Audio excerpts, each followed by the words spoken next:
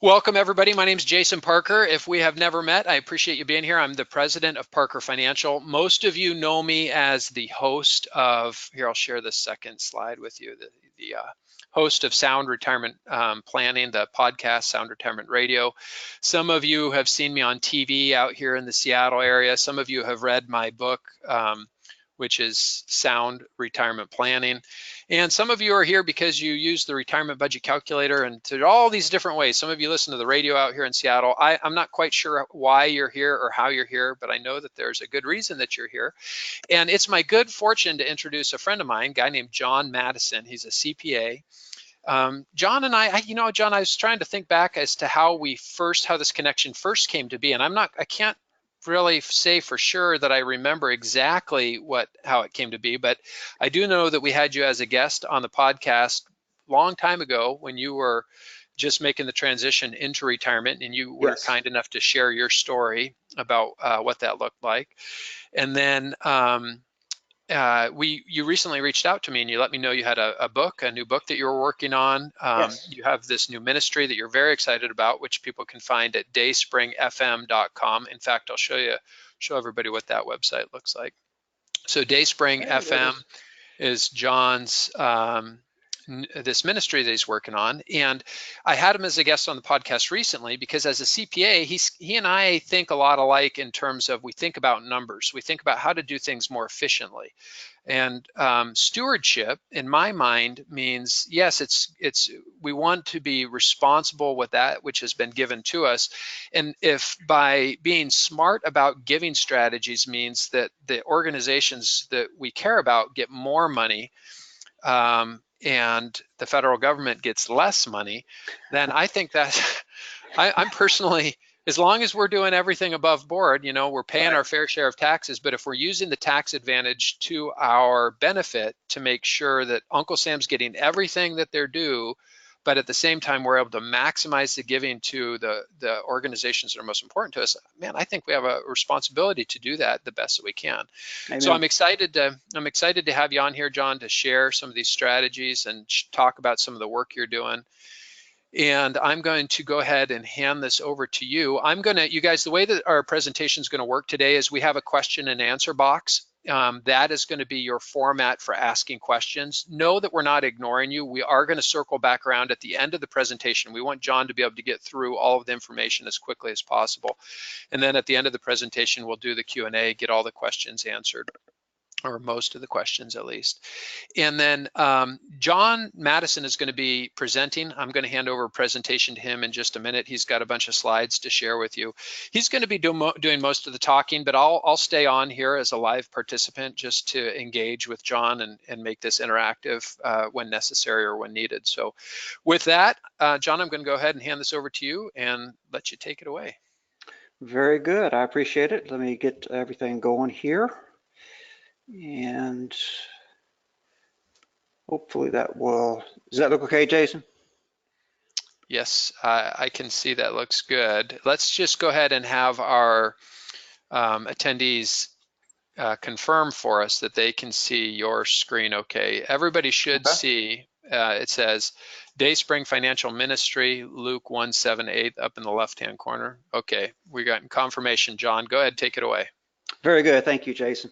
Well, my name is John Madison. I'm going to give you a little bit of background on myself and just kind of move through very quickly what led me here, and then we'll get into the exciting topic of tax planning. I know y'all are really chomping at the bit to get there. So again, my name is John Madison. I'm CPA and have been one for, pains me to say, over 30 years, and worked in public accounting and then some private accounting for a while. And then I went off on my own about 20 years ago.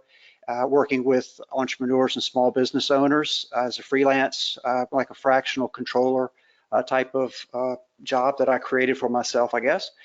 And around 2012, I started doing some personal financial counseling. It was really a ministry for me. It wasn't so much a profit center. It was just something that I had an interest in and felt like I could try to help people with that. One thing about the financial counseling that I've done from day one is I don't sell any insurance products or financial products. Nothing wrong with doing that. It's just that's not where my heart was with this. I don't manage money for clients.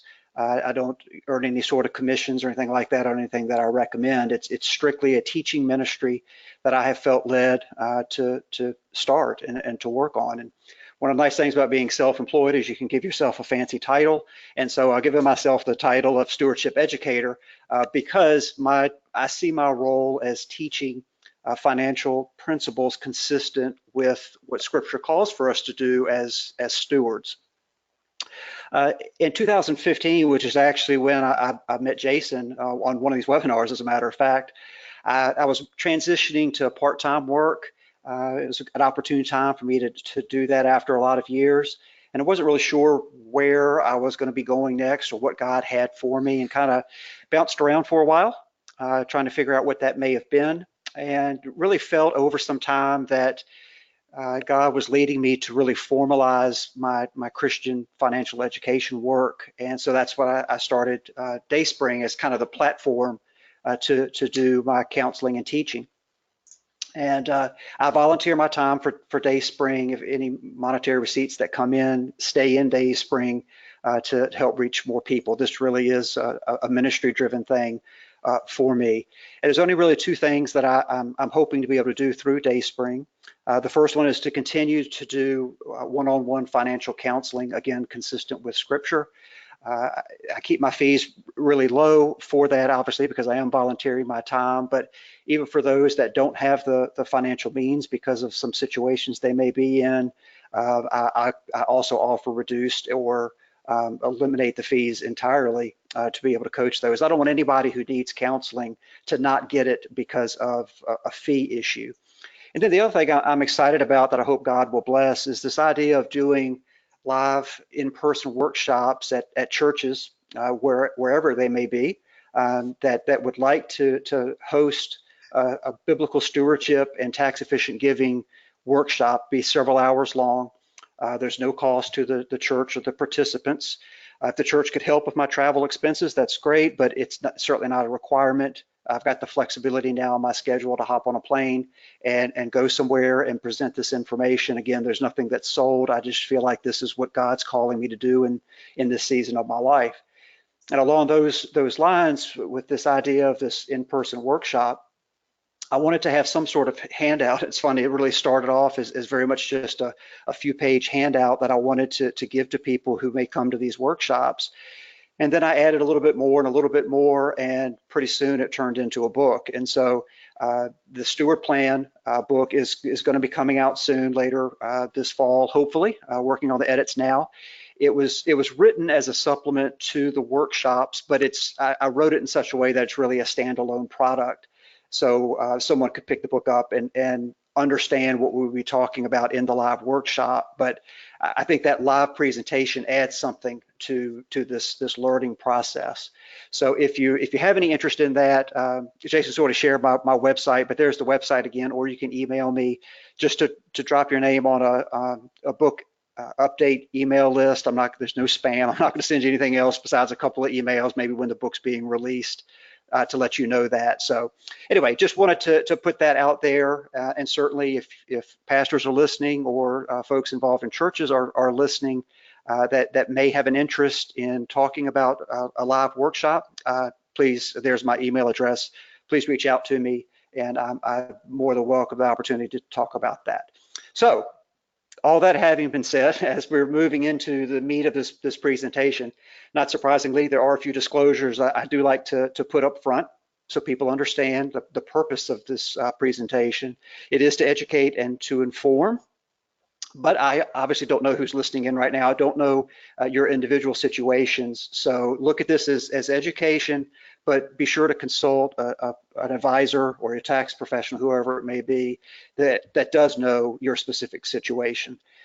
As with most topics, financial related, and especially those that are tax related, there are a lot of rules and exceptions and limitations. Obviously, we don't have time to get into all of those. I'm going to hit the theory behind some of these strategies, but it's important for you to make sure that there's not some limitation or exclusion that may apply to your particular situation.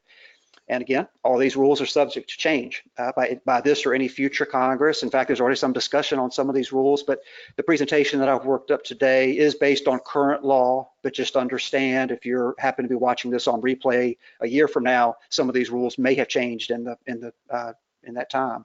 And of course, all the information again is general, and the examples, and we are going to work through some examples today, are hypothetical. I am going to go through just a couple of moments here. I'm not sure if everyone here is necessarily a Christian.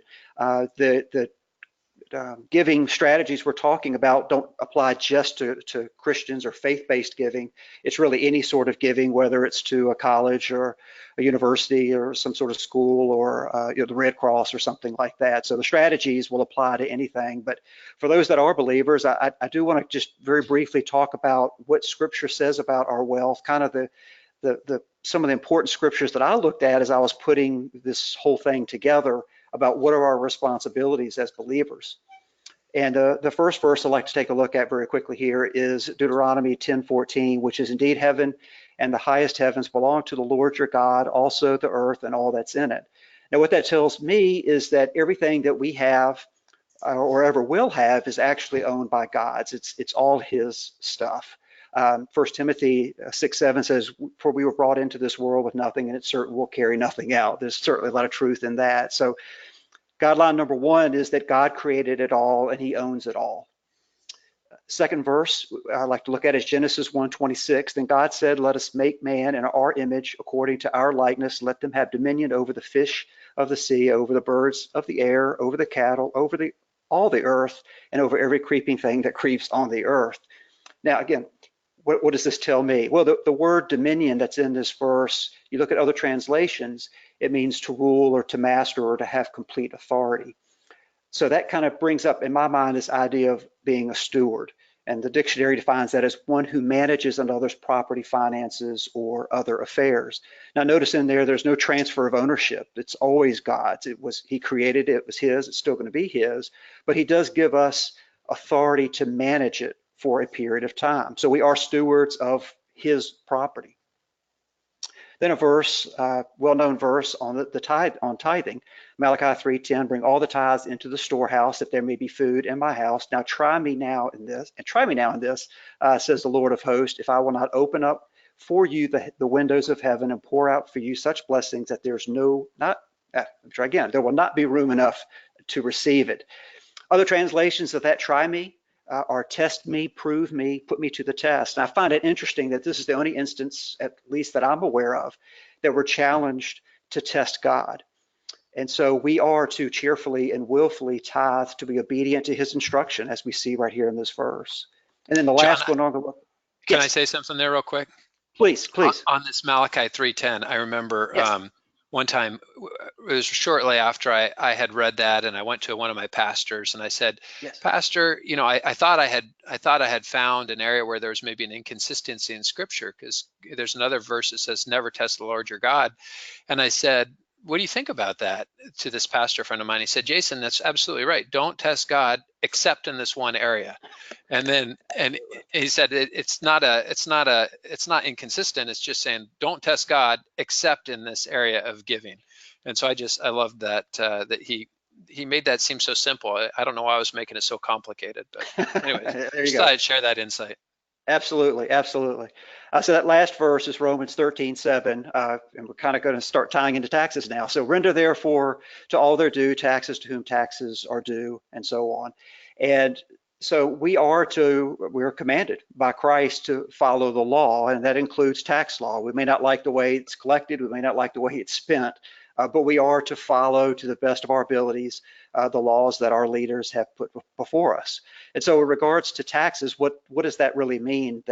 Should we pay as much tax as we possibly can in order to comply with the law? And actually, it's the exact opposite. There was a case, the Gregory case from 1935, that in the decision, it read in part that the legal right of a taxpayer to decrease the amount of what otherwise would be his or her taxes, or altogether avoid them by means which the law permits, cannot be doubted. So what that tells me is there's absolutely nothing wrong with legally paying the least amount of tax that our leaders have set for us in law. And I would challenge us as Christians that being a good steward, I think, requires us to pay the lowest legal amount of taxes that we can so that it frees up resources to use for kingdom work in other ways. So there's absolutely nothing wrong with arranging our affairs to pay the least amount of tax possible. And that's kind of the genesis of what we're going to be talking about tonight is how can we use the tax law legally to reduce the taxes that we may owe as it relates to charitable giving. So guideline number 4 is we are to comply with the laws as given to us by our government. So I kind of took together all these principles that I'm recapping here, and that's kind of what led me to create this presentation about tax efficient strategies for our giving that's really consistent with Scripture and also in compliance with our laws. A few quick notes here, and then we're going to get started. The presentation is to introduce, again, these strategies. It's not to make tax nerds out of us. So we're just trying to understand the principles so that then, again, you can go back to your own individual tax professional to talk about implementing for yourself. As Jason's already said, please ask questions. This is supposed to be interactive, and I want to be able to try to answer any of those at the end of the presentation. And keep in mind as well, we're going to talk about 4 strategies, but no one's going to use all of the strategies. It depends on what your situation is. And again, one last time, please consult your own financial or tax or legal advisor before implementing any of these for yourself. All right, so let's get started. Strategy 1 is to donate appreciated investments. Now, for this particular strategy, there's a few assumptions that we have to make to see whether or not this would be something that would be appropriate for you. Those assumptions would be that you own some investments in a taxable brokerage account. So we're not talking about an IRA or 401k account or something along those lines. You have to have owned these investments for over a year. It can be a year and a day, but it does have to be over a year. And obviously, because we're talking about appreciated investments, it has to be something that has increased in value since you've purchased it. Now, here's what the rule is, and we're going to kind of walk through this and show you an example, which is I learned better that way. So if you donate appreciated securities to a charity, again, you've owned it more than a year, the amount of your deduction is the fair market value of what you have contributed, not your original cost that you paid for it. So let's kind of walk through an example, make it easier to see. We're going to say that Noah purchased 100 shares of Ark Building Company in 2015 for $20 a share. So he spent $2,000 or invested it on 100 shares in 2015. It's now 2019, and those shares are trading for $80 a share, so they're worth $8,000 now. And he'd like to donate $8,000 to his church in this hypothetical example. And I've made up a couple of tax rates here because we'll have to see these in action. We're going to assume he's in a 30% income tax bracket, let's say between federal and state, and he's in a 20% capital gains bracket. Well, the first thing obviously that he could do is sell the shares and donate the money to church. That'd be certainly the most straightforward thing to do. So he sells the shares for $8,000. Again, he paid $2,000 for them. So he's got a $6,000 long-term capital gain. At his 20% tax rate, he's going to pay the IRS $1,200 on that gain. So he's left with $6,800 from his $8,000. He donates that to the church, and at his 30% bracket, assuming that he itemizes, he'll save $2,040 on his tax bill because he donated the cash that he had left after he sold the shares and paid the taxes. Well, let's assume instead of selling those shares, he goes to his church and he actually donates those shares to the church. Well, we'll see here at the top on that right-hand column, there is no capital gain because he didn't sell the shares, he donated them. So that part of it just goes away completely. And remember I said at the beginning of this strategy that the amount of his deduction is the fair market value of the shares, not what he paid for them. So he would get an $8,000 deduction in this illustration, which would mean a $2,400 tax savings to him. So the net effect in this very simple example is he would have an additional $360 in tax savings, and the charity would get a full $8,000 in value instead of the $6,800 net from selling the shares. But let's take it a step further. So this is already a better situation for him and for the charity. let's take it a step further, because he did want to donate $8,000 to the church. Maybe that's his tithe for the year. I don't know. So now instead of just selling the shares, we'll see the top part of that is the same. He's still paying $1,200 in taxes. He takes his $6,800, he adds an additional $1,200 from his own cash reserves somewhere so that he can donate the full $8,000. So his tax savings did go up to $2,400, but you'll notice that it's really a zero on a net cash. He paid the IRS $1,200 in tax. He had to supplement the net proceeds with another $1,200 in order to give $8,000 to the church. Whereas on the right-hand column, we'll see, again, he didn't have to do anything else. He got the $8,000 to the church and realizes that $2,400 savings in his taxes by doing it that way instead of selling the shares.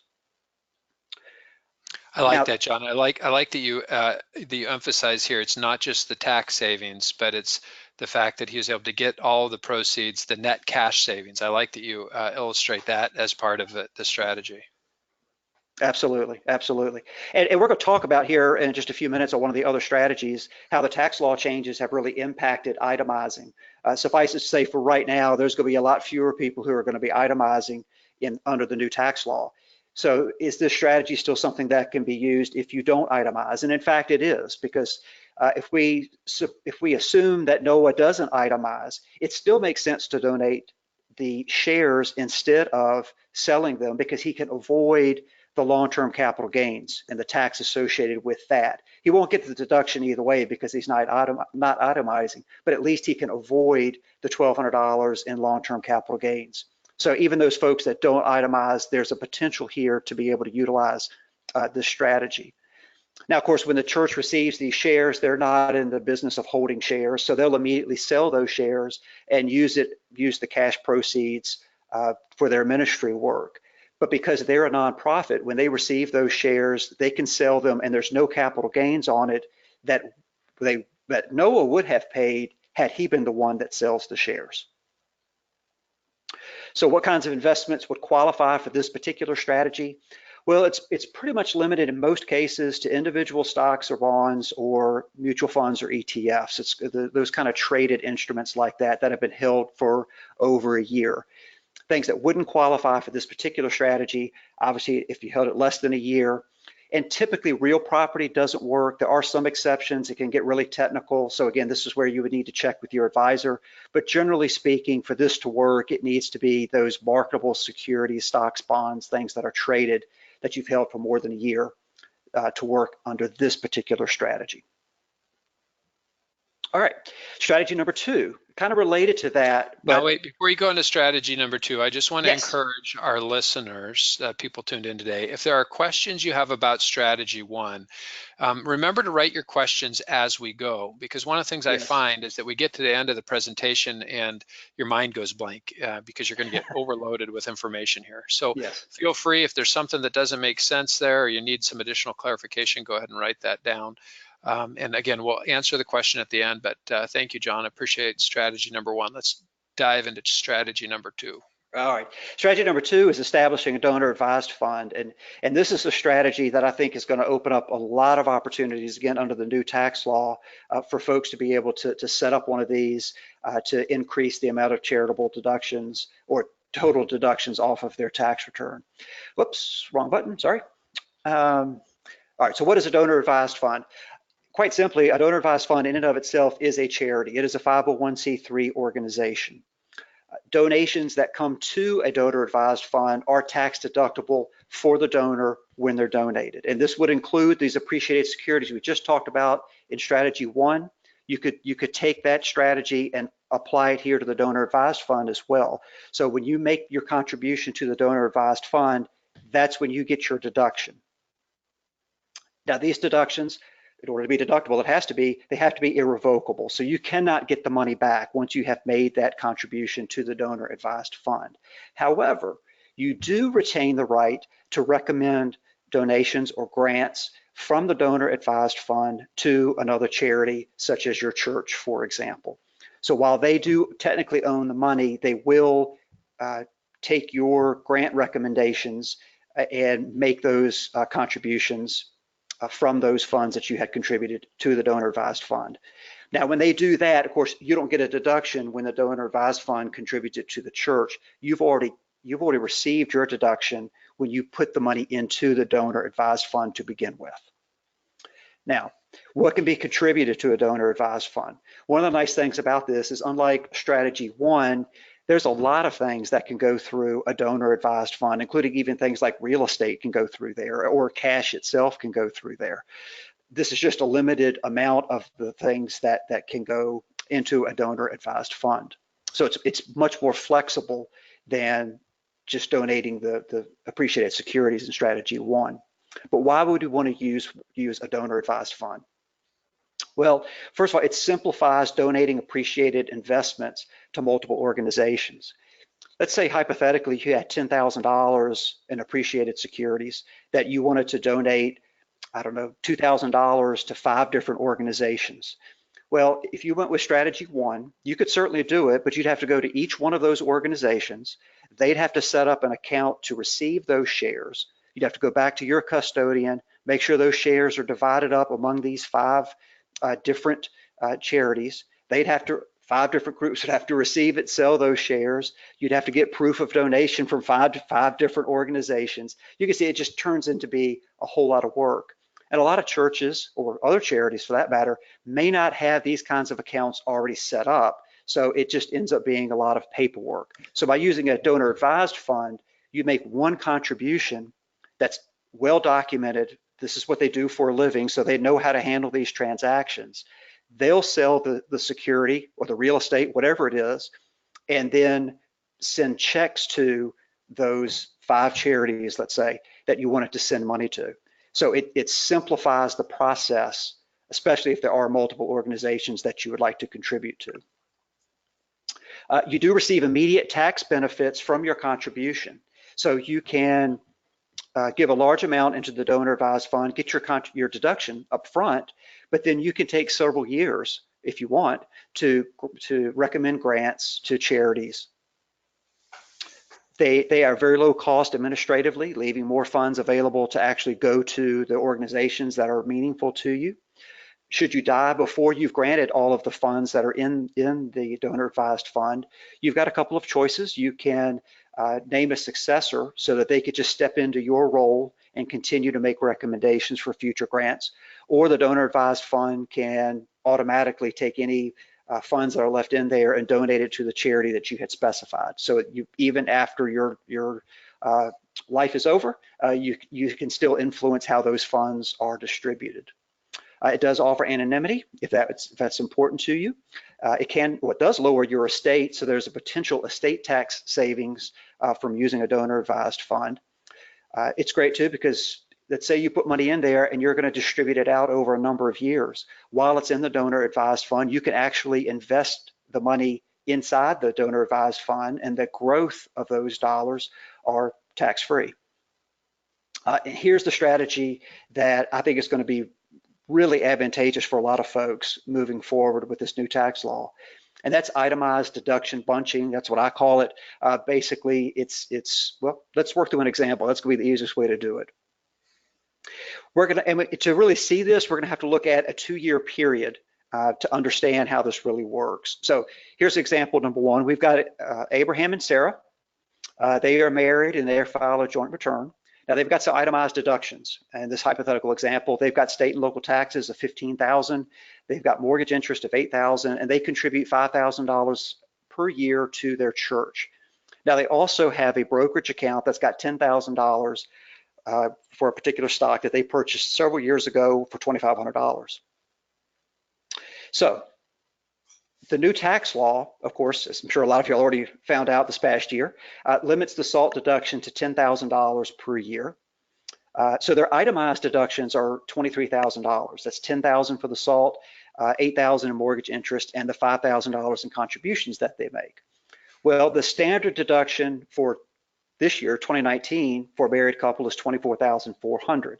So they're obviously going to take the higher standard deduction of $24,400. So if they did that in year 1 and year 2, the total deductions for those 2 years would be $48,800. They could, if they wanted to, it'd be perfectly fine. Thinking back to strategy one, they could donate half of their stock, their appreciated securities in year one, half in year two, so they get $5,000 to their church. But again, they're still going to take the standard deduction because 5,000 is 5,000, and their itemized deductions are still going to be less than the standard deduction. Now, suppose instead they used a donor advised fund. Broken it down between year one and year two. So in year one, their SALT is still limited to 10, their mortgage interest is still 8,000.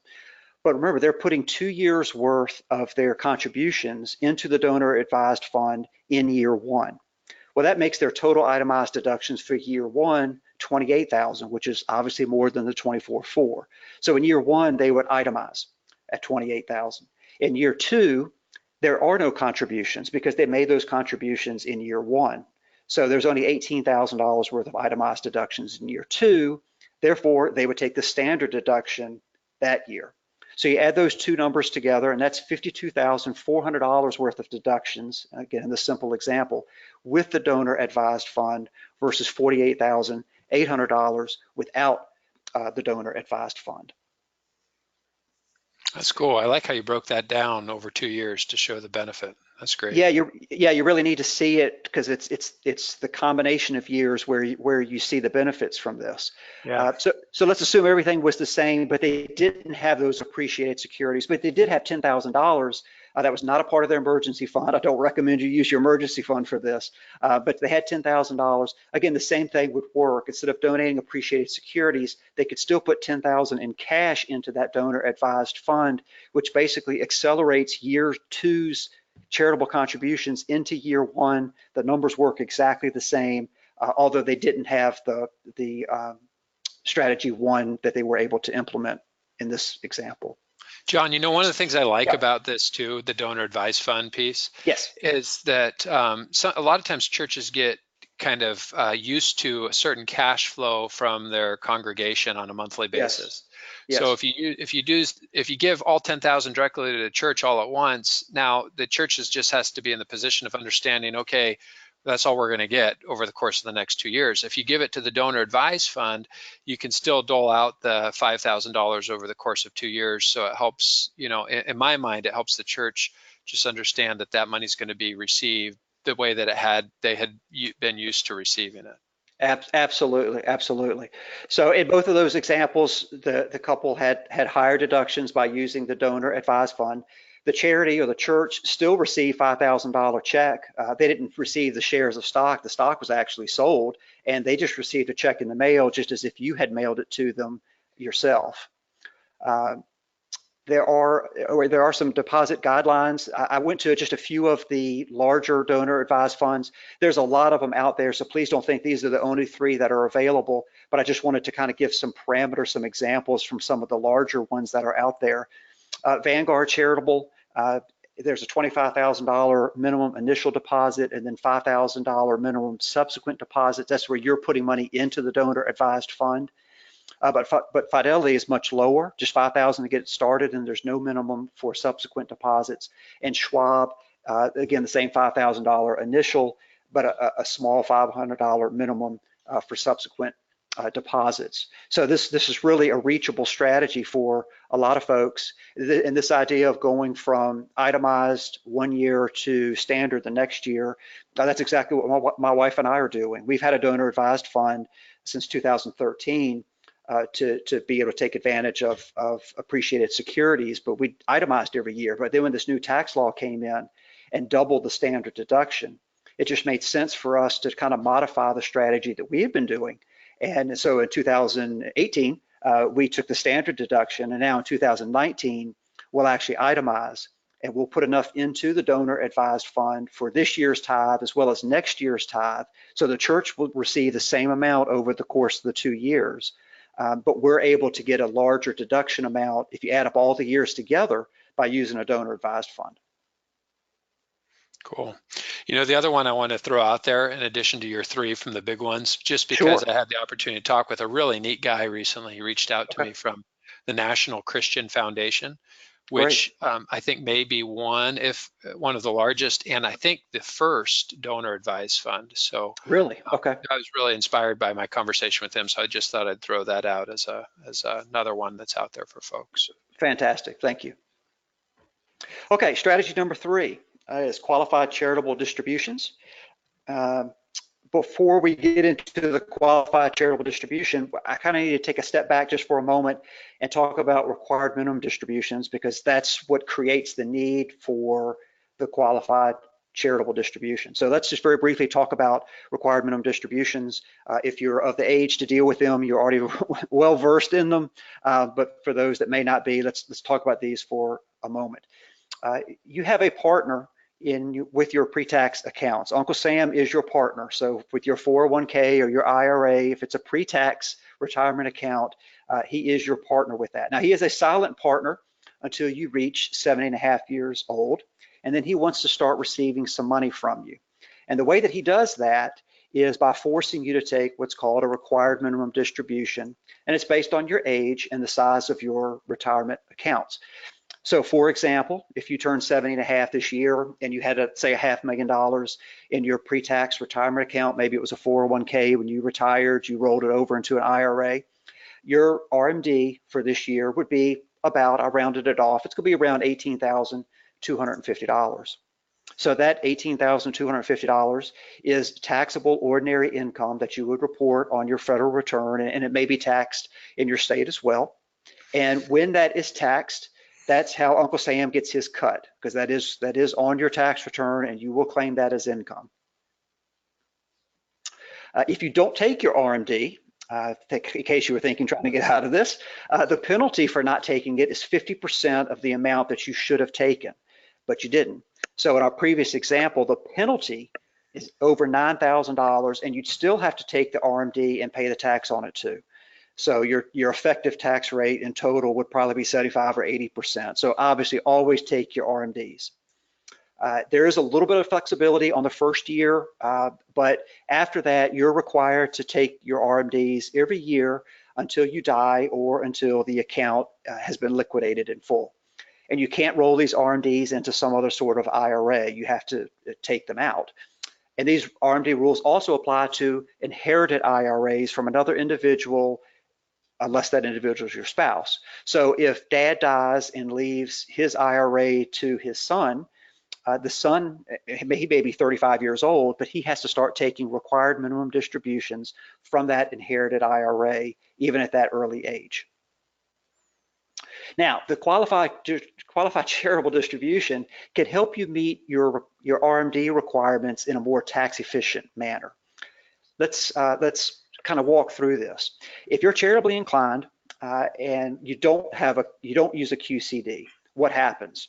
Well, you take your RMD from your retirement account, and of course that's taxable event. We just talked about that. So you will claim that as income on your return. But let's say you wanted to donate it to charity, so you write a check to the charity of your choice for the same amount, and that's tax deductible for you if you itemize. Now, the new tax law, again, as I mentioned earlier, roughly doubles the amount of the standard deduction. As the final numbers aren't in yet, but what's expected is itemizers are going to drop from roughly a third of taxpayers to somewhere around 10%. I've even heard as low as 5% of taxpayers will continue to itemize. Well, if you don't itemize, you don't get to deduct the charitable contribution any longer.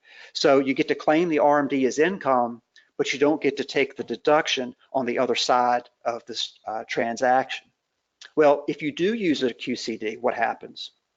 Well, the RMD is satisfied by sending a contribution, or the RMD really, directly from your retirement account to the charity. There's no RMD income that you have to pay tax on. You don't get a charitable contribution, but you probably weren't going to itemize anyway, so you're still coming out ahead by getting rid of that income from your return. Now let's see this as an example, because again, for me, this is the easiest way to learn these things. We've got Adam and Eve. They're a married couple, both well over 70.5 years old. We're going to use $10,000 as their hypothetical RMD for 2019. Now they've got some other income that meets their needs, so they really don't need the RMD for their living expenses, because their Social Security, some part-time work, some pension income, meets their financial needs. So their total income, including the RMD, is $64,000 this year. They've got a few few itemized deductions, but the standard deduction for them would be $27,000 this year because of the extra amounts that they get because of their age. So they're obviously going to go with the standard deduction. So let's say they don't use the QCD. They're still going to donate the money to charity, but they don't use the QCD. So they pick up their part-time work as income. They pick up their pension as income. Social Security, as I'm sure a lot of you know, it's taxed a little weird. It can be anywhere from no tax on it to up to 85% of it has to be claimed as income. So I ran the numbers on this particular example, and of their $24,000 in Social Security income, $5,000 of it they would have to claim as income. And of course, they have their RMD for $10,000. So they've got $45,000 of income, down to $18,000 in taxable income, 10% bracket, $1,800 tax due, easy enough. But suppose they use the QCD instead. Well, the part-time work is the same. Obviously, the pension is the same. Let's skip the Social Security line for a second. Go down to the fourth line there where it's RMD. You'll see that's now zero. Because they had the IRA custodian send the $10,000 directly to a charity, they don't have to pick that up as income. Well, because they didn't pick that up as income, it lowered their other income enough that now none of their Social Security in this example would be taxable. So their income actually dropped by $15,000, even though it was only a $10,000 RMD. Again, same standard deduction, taxable income is $3,000, still in the 10% bracket, $300 in tax. So they saved $1,500 in tax by using the QCD.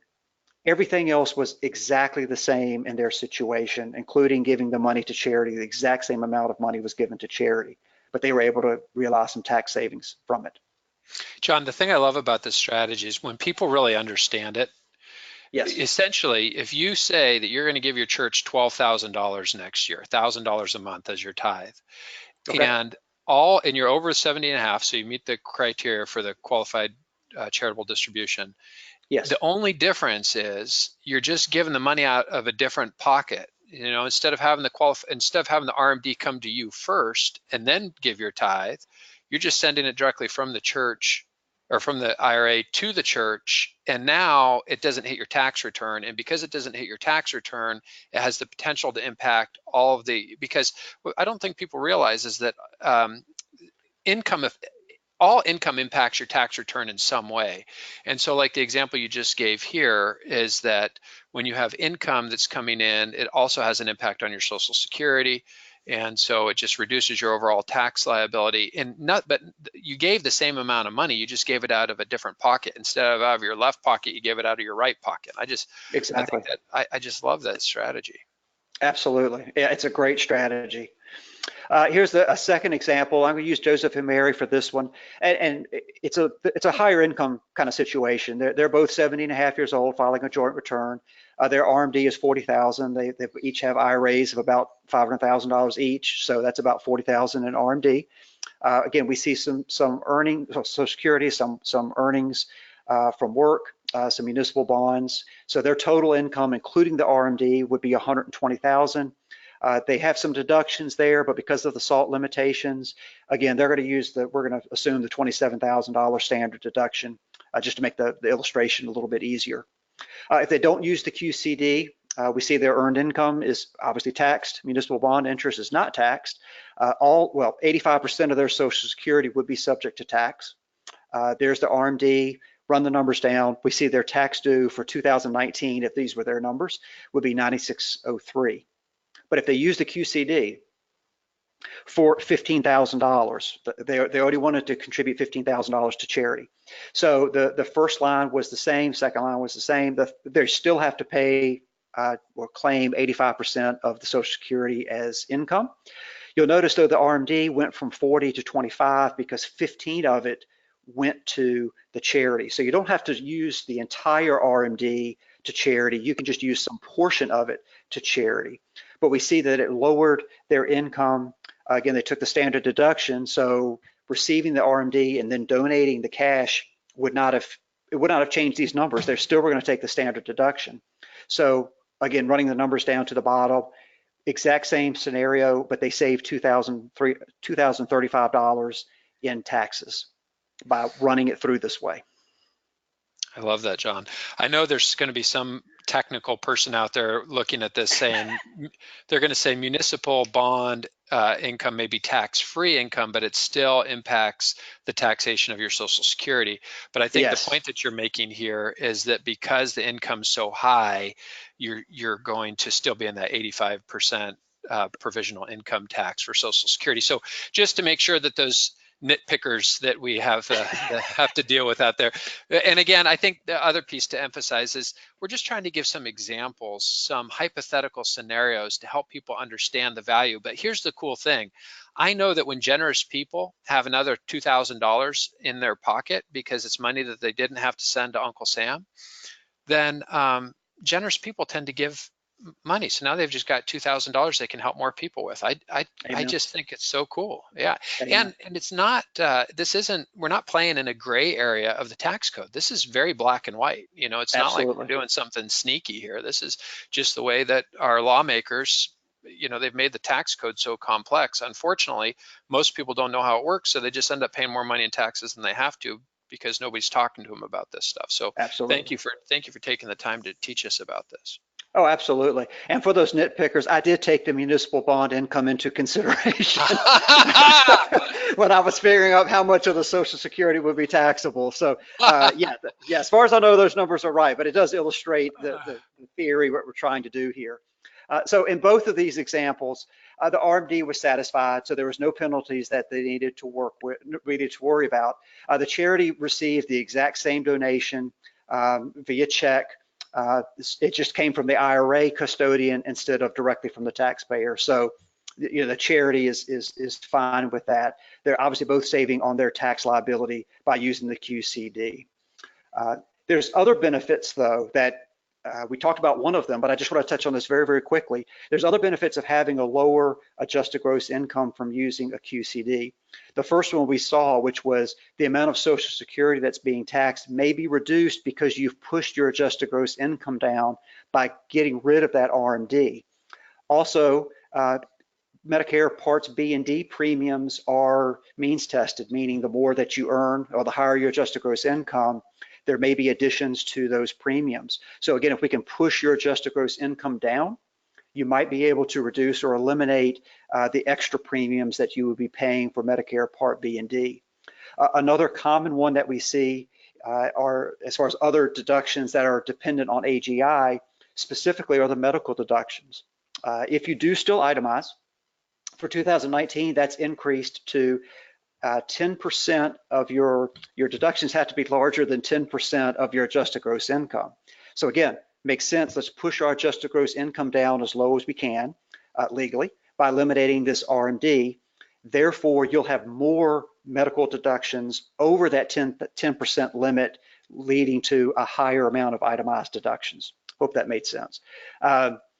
I'm just going to pop up some other ones here. We're not going to go through these individually. These are just a few of the items, for example, that can be impacted positively on your tax return because you eliminated that RMD from your adjusted gross income. So there's a lot of potential benefits besides just the direct reduction in your taxation, your income tax. There are a few guidelines. This only works for IRAs, so it's not for workplace plans like 401ks and 403bs. If you've left your job and the 401k is still at your former employer, you can resolve this very easily by just transferring it to an IRA. The RMD rules, as far as the amount you have to take, work the same anyway, so you're not hurting yourself at all there. In fact, it'd probably make it easier to do your RMDs. So you can roll it to an IRA, and then you're able to do the QCD. It's got to be a direct gift to the charity. So this is not where they send you the check and then you write a new check to the charity. It's got to go directly to them. There is a $100,000 per person annual limit. I don't know if that's going to catch too many people, but there is a limit there. You cannot receive anything in return. Literally, a tote bag thank you gift for making this contribution can disallow your QCD. So make sure that the receiving organization understands that they can't give you anything in exchange for this gift. The 1099-R that you get, at least under current rules, they're not coded that it was a QCD. So if you do one, make sure that you tell your tax preparer that it was a QCD so that they can record it properly on your tax return and you don't end up paying tax on it anyway. You cannot use it with a donor advised fund. That was strategy number 2. So you can't set up a donor advised fund and do a QCD into it. You can't do it to a private foundation that your family may have set up. It's got to be a public charity, but that's a pretty broad definition. So that's churches and schools and, like I said, the Red Cross. It's a pretty wide group of charities there. This is a key one as well. The QCD has to be the first dollars out of your IRA in any tax year. So if you've already taken a distribution from your IRA in 2019, that is your RMD, whether you meant it to be or not. That is your RMD, and you can't do a QCD for 2019. But 2020 is quickly approaching, so it requires a little bit of planning up front because it does need to be the first dollars that come out in any tax year. And you can do a QCD from an inherited IRA. That was the example that I gave a little bit ago. But it's when the beneficiary gets to 70 and a half. So using that example earlier where the son inherited his father's IRA and the son was 35, he does have to take RMDs until he gets, well, he has to take RMDs the rest of his life. But once the son gets to 70 and a half years old, he can do a QCD out of his inherited IRA that came from his dad. Very quickly, how to complete a QCD. You obviously have to be 70 and a half at the date of distribution. You'll submit a distribution form to the IRA custodian. I have heard that some IRA custodians actually let you call it in. So check with your custodian, asking that the check be made payable directly to the charity. Make sure that there's no tax withholding. A lot of people, when they're taking funds out of an IRA, will have an estimated taxes withheld and remitted to the IRS. Make sure that's not being done, that you want the full amount to go to the charity. And the check should be ideally sent directly to the charity, but it's okay if it comes to the IRA owner for him or her to take it to the charity. Just make sure, and this has got to be there, that the check is made payable to the charity, not to the IRA owner. Okay, that was strategy number 3. Right. That was good. I really, that was fun. And I want to make sure that our listeners know we've got a bunch of questions coming in here, John, that we'll address after question 4 or strategy 4 is done. But just reminding you guys that go ahead and as we're talking about these strategies, type your questions while they're still fresh in your memory. Okay, excellent. Let's jump into strategy 4, contributions upon death. Everybody, now, yes. Boy, taxes and death in one seminar, John. This is exciting stuff. All kinds of good news here, isn't it? This is why we got it. We should have started this thing with a joke. It would have been much better. Well, received better. There you go. There you go. Well, this one's pretty quick one here, so we'll kind of work through this one. If you intend to donate some portion of your estate to charity, make sure you're making that donation from a pre-tax account like an IRA or a 401k. I'm going to drop some accounting, some tax terms on here, but I'm going to explain them to you. Assets that are held in a taxable brokerage account would receive, it's called a stepped-up basis for the beneficiary. And so there's no taxable gain that he has to recognize. I'm going to talk about that in more detail in just one second. But assets that are held in a tax preferred account do not receive that stepped up basis. Again, I'm going to show you an example of this in just a second. But charities that receive a pre-tax account don't have to pay taxes since they are obviously a nonprofit. So let's look at an example of what I'm talking about here. We've got Joshua who purchased $1,000 in Jericho Wall Demolition Company in a taxable brokerage account. That's the key thing on this example. This is in a taxable account. It's not an IRA. 2 years later, Joshua dies, and he leaves the shares to his son, Joshua Jr., and the value of the shares when the dad died was $5,000. Now, Junior takes those shares, he immediately sells them for $5,000. So what's his gain? Well, his taxable gain is 0 because the junior's basis in the shares is stepped up to the value of those shares on the date that his father died. So it's a stepped up basis. So Joshua sells those shares for no taxable gain.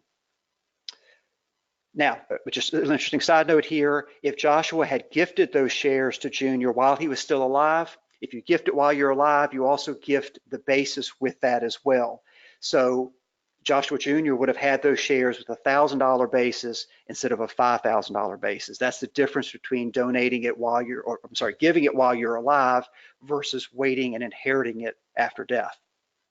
Now, exact same situation, except Joshua purchased those shares inside of an IRA, not a taxable brokerage account. Same situation. 2 years later, he dies. The shares are worth $5,000. Joshua Jr. sells the shares and immediately takes the $5,000 out of the IRA. What's his taxable gain in this situation?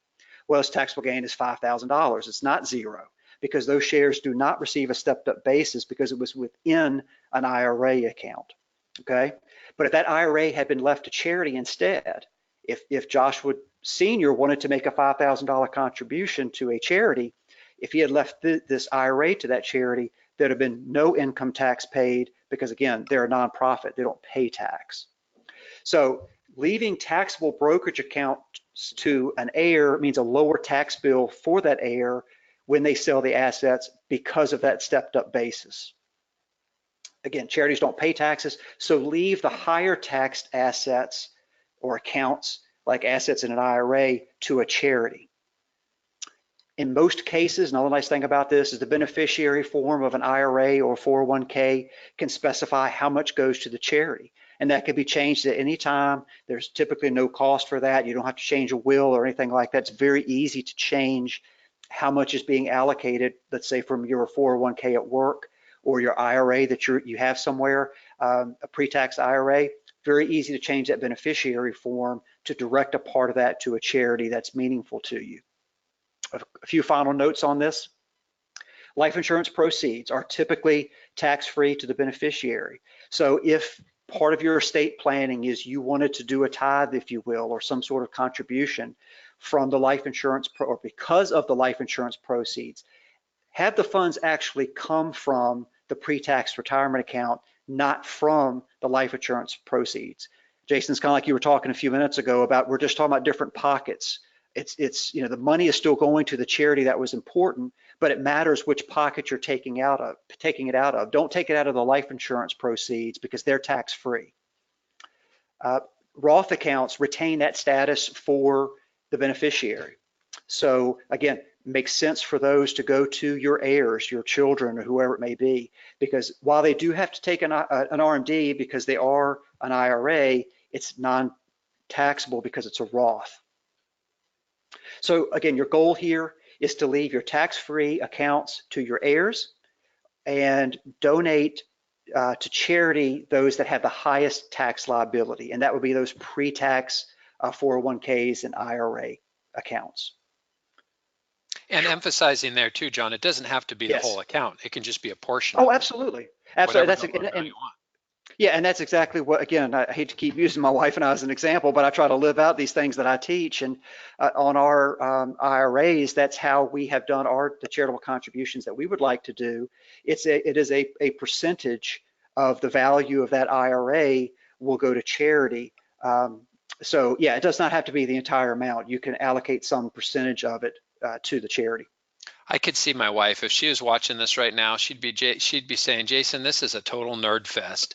You and your CPA buddy have got all these numbers up on the screen. Nobody knows what you're talking about, but it sounds good. All we know is less taxes. My wife would be making fun of us right now. Another thing that as we geek out on this a little bit more, I had a guy one time who had a lot of money invested in oil, mutual funds that invested in commodities, things like oil. And at one time, those were doing really good when barrel of oil was a lot more expensive than it is today. But he, in his beneficiary designation, named a dollar amount instead of percentage. And so by the time his kids inherited those accounts, the bottom had fallen out, and he basically ended up giving almost all of the money away to the charities because he had it as a dollar instead of a percentage. So just absolutely a warning out there to think percentages, I think, is probably the cleaner way to do that. Absolutely. Absolutely. Let's jump up. Thank you. First of all, thank you for sharing all this. This really was a lot of fun for me, especially. I love this kind of stuff, and I know the people that are here today really appreciate it too. So I'm going to jump in. We're going to get their questions. So first one, as we go to the top here,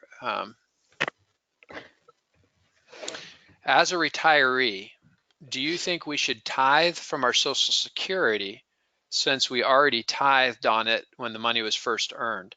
Oh, that's an interesting, that doesn't really pertain to one of your questions, but it's just getting to this. I'm curious to know what your thoughts are. What are your thoughts about, should you, I mean, I guess you could ask the same question on your IRA money. You tithe, well, no, you didn't tithe on that, but on your non-qualified investments, you tithed on that money before you invested it. Do you tithe again as the money's grown? And so what are your thoughts about that, John? Yeah, personally, I think if I was in the situation where I was collecting Social Security, and I certainly understand the question because you did contribute to it. I mean, part of it is growth, and part of it is your own money back that you probably tithed on when you earned it. Were it me, I would probably include it in my income or my increase that I would tithe off of, especially if you've had a long career and you've been collecting Social Security. Probably a large percentage of that amount that you're bringing in is actually growth, I guess you would say, on what you had contributed. You certainly can't outgive God, and so I would probably tend to lean towards including it in my income, and I would personally, I would probably tithe off of it. John, I've been asked this one a lot over the years, kind of in different forms, not necessarily on Social Security, but I like 2 Corinthians 9:7 that says, each one must give as he has decided in his heart, not reluctantly or under compulsion, for God loves a cheerful giver. And we're Yeah. studying Galatians right now, and I'm reminded how strongly Paul came against the Galatians for trying to justify their way to heaven through their works and trying to justify their way to heaven through, and in fact, in their case, it was circumcision is what Paul was slamming them on. So this doesn't have to be legalistic in terms of your tithe. I think that God loves a cheerful giver. Decide in your heart what to give. And so for some people, if that's 5%, make it 5%. If it's 10%, make it 10. If it's 20, make it 20. But let's just make sure we got the right attitude and we're not doing it out of compulsion. Absolutely, absolutely. Okay, next question. Sorry, I was responsible for these questions. Does the church pay taxes if the stock goes up after the donation? No, they do not. They are a tax-free charity, and so they would not pay tax on that.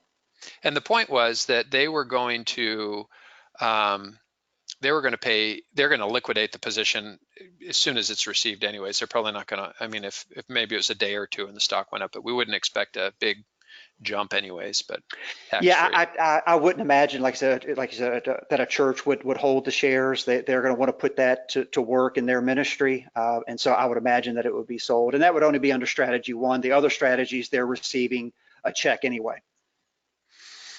The next question is, are there tax advantages for a donor advised fund if using pre-tax 401k funds? So I think what they're asking here is, can we use 401k funds in combination, like using the QCD and the DAF? And you already answered that and said you can't do that, but. Right, no, you can't, you couldn't, this would only be for money in a taxable brokerage account. You can't contribute to a donor advised fund from a pre-tax kind of an account. Next question is, where do you find donor advised funds? You gave us a couple of options there. Schwab, Fidelity, Vanguard, most of the big brokerage firms out there offer something here. Yeah, I would certainly do that. You can Google it. I would check at your local church as well. With some of your pastoral staff there, they may be aware of a local one in your own community that does that.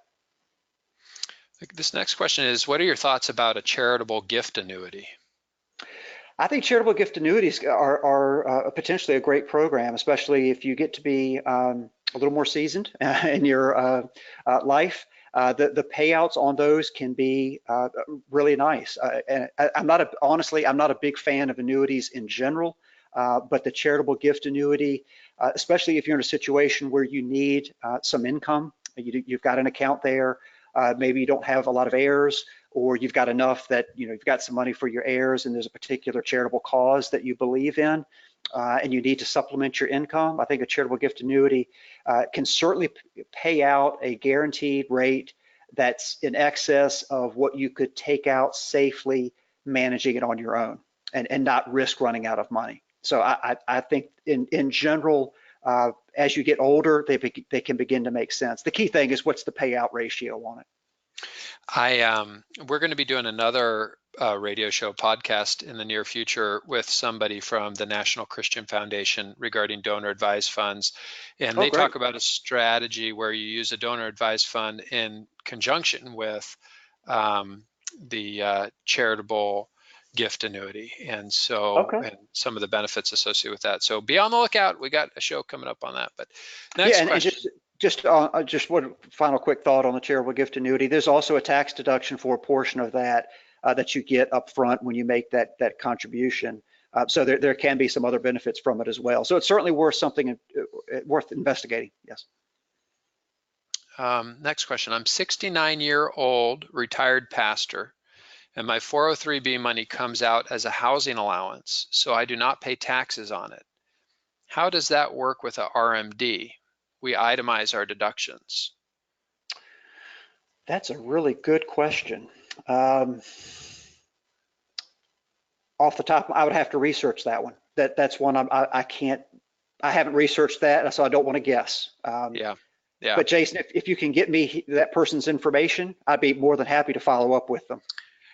You know, I'll let him follow up with you, Steve, just for privacy reasons. Let him reach out That's to you fine. directly. Yeah. No problem. There's my email address on the screen right there. So feel free, whoever that was, to send me an email. I'll be happy to research that for you. And then the next question here. Will the info you gave tonight and the examples be in your book? And will we be able to purchase your book on your website or Amazon? Yes, they will be in the book. We're talking about all of this within that, as well as some stewardship principles. Once the book is released, it will be for sale on Amazon, on a lot of the different sites like that. I don't know that I'll put it for sale on my personal site. There'll certainly be a link to it though, so you can go to dayspringfm.com and I'll probably link it over to Amazon when it's released. Awesome. But certainly drop me an email, or if you go to the homepage on dayspringfm.com and you scroll down just a little bit, there's a little block there where if they want to give me their name and email address, again, it's not signing up for anything other than book updates. And I've started a list there. And once I have that information and it's available for sale, I can send links to everybody who's requested to be on that list. Awesome. Hey, that was our last question. Just one more gentleman saying thank you so much. Asking that we announce the book on a future webcast when it's available in print, and just a lot of people saying thank you. So thank you. Great. Guys. Appreciate you taking time out of your day. John, I appreciate you taking time to share these strategies. This was really, really valuable. Thank you so much. You're certainly welcome. And again, if anybody wants to reach out to me with questions, feel free, or if there's any interest or potential interest on having me come to your local church, please, again, my contact information is right there on the screen. Please reach out to me and we can dialogue on that. Awesome. Thank you, sir. Thank you very much. Good night, everybody. Good night.